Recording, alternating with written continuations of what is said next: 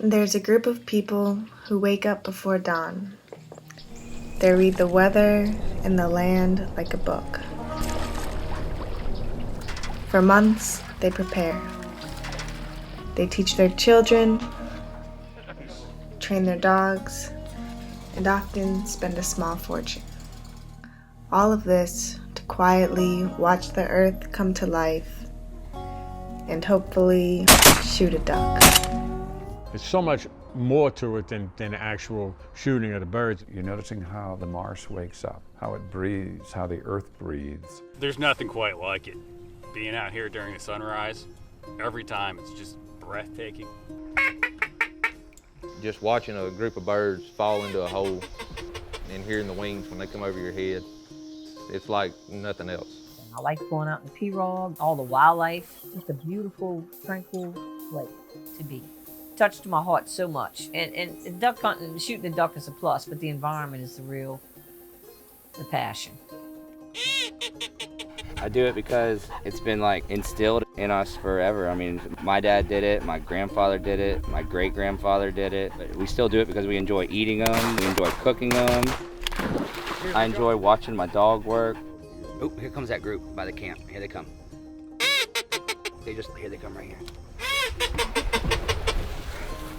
We're shooting birds that were in North Dakota yesterday, and they just fly so far, so fast, and get here. And all it takes is like preparation, preparing the habitat for them, and then overnight, you can go from having nothing to having thousands of birds in the air, all because of hard work. We're not just going to a market and buying it from a big chain. And so how's that any different? In fact, we're still honoring our roots and our heritage by hunting and by putting the meat on the table that we've gotten ourselves.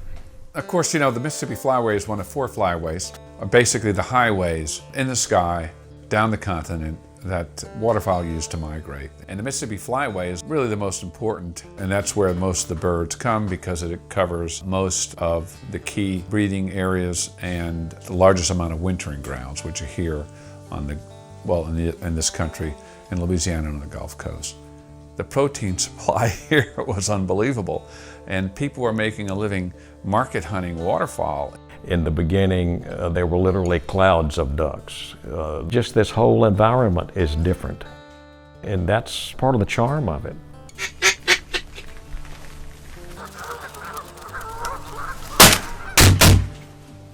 Hunters have always been willing to contribute their resources, their money, their political activism to conservation issues. The founders of the environmental movement in this country were all hunters and fishermen.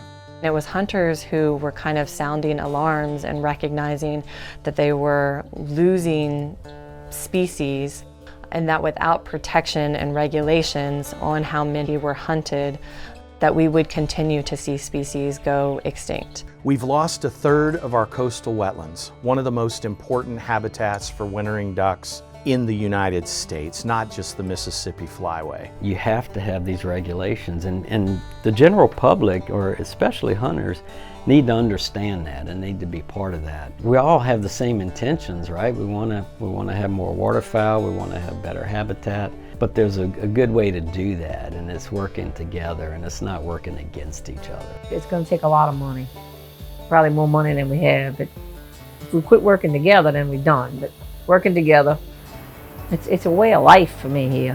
Why I live here. It's like a family. Maybe you don't like hunting, maybe you don't like guns, maybe you don't think you like hunters even though you've never tried to do any of it, but they're important for your clean air and water. And once they're gone, you'll have less of it.